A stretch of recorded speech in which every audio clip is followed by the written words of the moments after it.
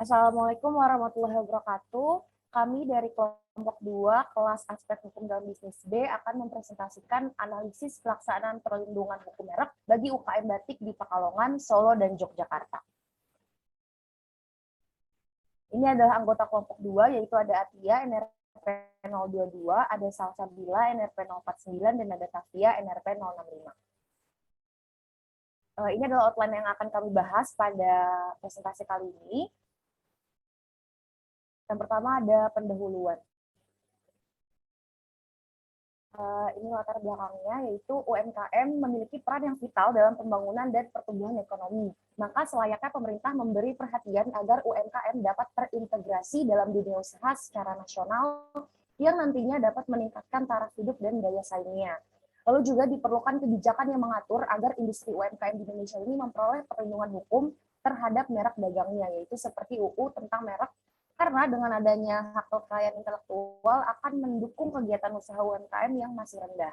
Selanjutnya juga batik menjadi salah satu produk khas Indonesia yang membutuhkan perlindungan merek terhadap produsen karena masih rendahnya inisiatif produsen batik untuk mendaftarkan merek produk mereka.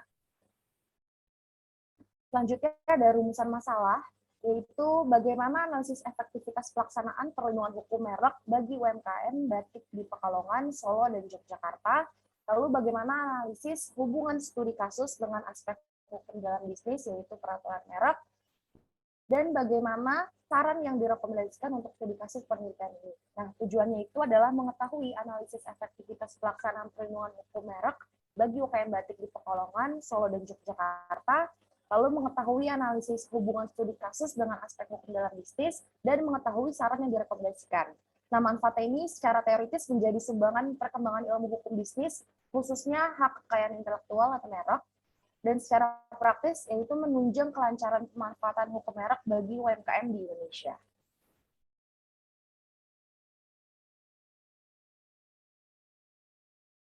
Selanjutnya adalah bab 2 mengenai permasalahan.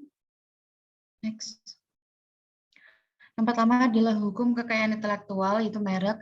Definisi dari hukum merek ini sendiri adalah tanda yang dapat ditampilkan secara grafis berupa gambar, logo, nama, kata, huruf, angka, susunan warna dalam bentuk 2 dimensi dan 3 dimensi, suara, hologram, atau kombinasi dari 2 atau lebih unsur tersebut untuk membedakan barang dan atau jasa yang diproduksi oleh 2 atau badan hukum dalam kegiatan perdagangan barang dan atau jasa.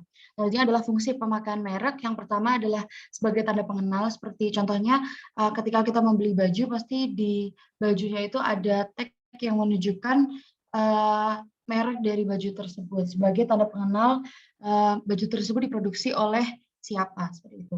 Yang kedua adalah alat promosi. Contohnya adalah promosi yang dilakukan oleh brand ambassador atau iklan di bajunya itu ada tulisan brandnya. Jadi orang yang melihat iklan itu menjadi tahu baju tersebut diproduksi oleh brand apa.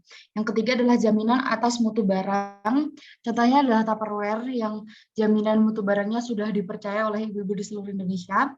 Dan yang terakhir adalah penunjuk asal barang atau jasa dihasilkan. Biasanya dalam produk itu ada logo Bangga Buatan Indonesia. Berarti produk tersebut diproduksi di Indonesia. Boleh di next. Selanjutnya adalah fungsi pendaftaran merek. Terdapat 3 fungsi pendaftaran merek. Yang pertama sebagai alat bukti bagi pemilik yang berhak atas merek yang didaftarkan. Yang kedua, dasar penolakan terhadap merek yang sama. Jadi jika ada produsen lain yang menggunakan nama yang sama, produsen yang telah mendaftarkan merek itu memiliki jaminan untuk menggagalkan produsen lain untuk menggunakan merek yang sama. Yang ketiga, dasar untuk mencegah orang lain memakai merek yang sama. Ini seperti yang dijelaskan sebelumnya. Lalu untuk dasar hukum hak kekayaan intelektual, khususnya untuk merek, ada pada Undang-Undang Republik Indonesia Nomor 15 Tahun 2001 tentang merek. Ini terbagi atas 16 pasal dengan 16 bab dengan 101 pasal.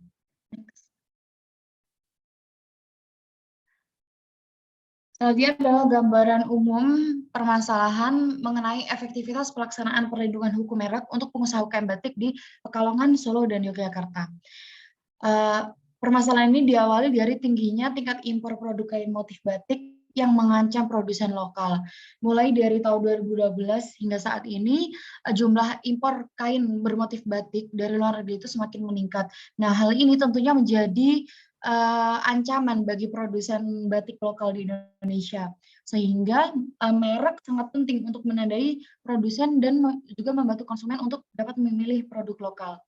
Nah, untuk mendorong industri batik dalam negeri, pemerintah meluncurkan program Batik Mart, yaitu program sertifikasi batik buatan Indonesia. Nah, akan tetapi program ini dinilai belum dapat maksimal karena kebanyakan dari produsen batik lokal belum mengetahui produk ini, belum mengetahui program ini. Bisa juga berkemungkinan bahwa produsen lokal ini tidak dapat memperoleh sertifikasi karena tidak memenuhi standar atau persyaratan yang ditetapkan oleh pemerintah. Lalu produsen batik di kawasan Pekalongan, Solo, dan Yogyakarta menganggap merek tidak terlalu penting, namun sadar jika merek dapat membantu. Jadi kebanyakan produsen batik di Pekalongan, Solo, dan Yogyakarta ini mengapa mereka tidak terlalu menganggap merek penting, karena produk yang mereka produksi ini sudah memiliki pasar yang tertentu dan pembeli dari produsen ini sudah memiliki merek sendiri. Jadi produsen itu merasa tidak perlu memberikan merek pada kain batiknya. Oke, selanjutnya produsen ingin mendaftarkan merek tetapi tidak mengetahui prosedur pendaftaran merek atau menunggu mereknya terkenal atau belum menjadi prioritas untuk mendukung usaha. Mendukung usaha di pengusaha produsen batik di kawasan Pekalongan, Solo, dan Yogyakarta.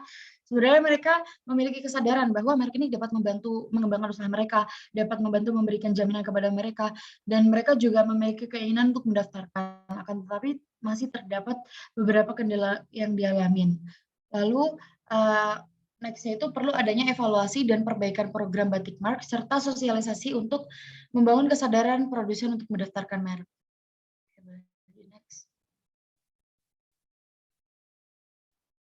Oke, selanjutnya bab 3 metode penelitian. Yang pertama adalah waktu dan lokasi penelitian. Waktu penelitian itu ini dilakukan pada hari Rabu 8 Desember 2021 melalui meeting online kelompok aspek hukum dalam bisnis B. Selanjutnya untuk lokasi penelitian sendiri, karena adanya pandemi COVID-19 ini menyebabkan keterbatasan dalam melakukan penelitian maupun pertemuan secara langsung, maka lokasi dari penelitian ini berada pada rumah peneliti masing-masing dan dilakukan secara online melalui Zoom Meeting dan Google Meeting. Selanjutnya untuk sumber data sendiri, dalam penelitian ini jenis data sekunder yang digunakan ada artikel berita, dokumen, dan juga jurnal relevan. Selanjutnya untuk teknik pengumpulan data, proses pengumpulan data dalam penelitian ini menggunakan beberapa cara, diantaranya studi pustaka, studi literatur, pencarian informasi, dan observasi.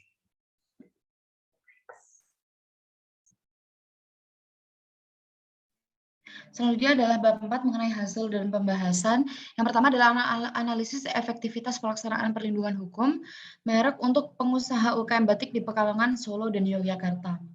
Yang pertama adalah Pekalongan, Solo, dan Yogyakarta merupakan 3 kota dengan sentra batik yang besar. Pusat sentra batik di Solo terletak di Laweyan dan Kauman, sedangkan pusat perdagangannya terletak di Pasar Klewer dan Susuhunan. Sedangkan untuk Yogyakarta, sentra batik berpusat di Imogiri dan Kampung Taman, sedangkan pusat penjualan batik berada di Beringharjo dan Mirota. Mirota ini berada di dekat Malioboro. Sedangkan di Pekalongan, pusat produksi batik berada di Pasir Sari, Kradinan, Pringlangu, Tirto, Jenggot, dan beberapa sentra batik lain. Lalu untuk pusat penjualannya berada di Pasar Grosir Setono. Nah, hasil dari penelitian Sarjono, mayoritas pengrajin atau produsen batik di 3 kota tersebut belum memiliki merek dagang yang didaftarkan. Namun, sebagian besar dari produsen batik di 3 wilayah tersebut memiliki kemauan untuk membuat dan mendaftarkan merek dagang mereka. Perlu diketahui bahwa beberapa sentra batik di ketiga kota tersebut telah mendaftarkan merek kolektif untuk produk batik mereka. Salah duanya adalah Kampung Batik Laweyan dan Batik Bantul. Jadi merek kolektif ini adalah merek yang didaftarkan oleh suatu kawasan wilayah untuk mendapatkan satu merek yang dipakai bersama di beberapa produsen yang ada di wilayah tersebut.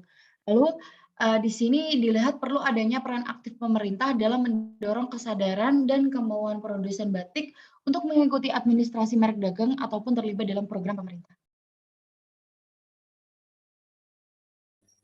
Nah, selanjutnya ini ada keterkaitan masalah dalam hukum terhadap merek di Indonesia. UU nomor 15 tahun 2001 bab 16 bab 1 sampai 16 pasal 1 sampai 101 merupakan landasan hukum hak merek di Indonesia yang mengatur mengenai ketentuan umum hukum merek, ruang lingkup merek, pendaftaran merek, merek kolektif dan lain-lain.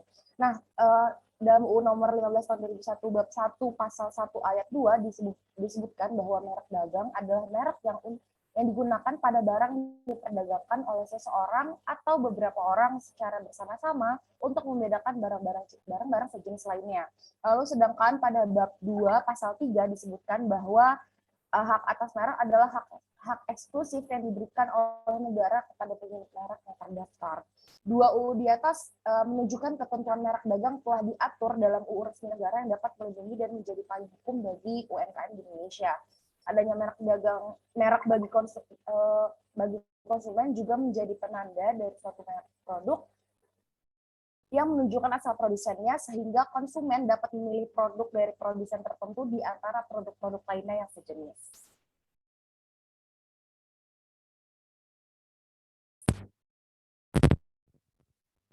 Oke, selanjutnya bab 5 itu kesimpulan dan saran.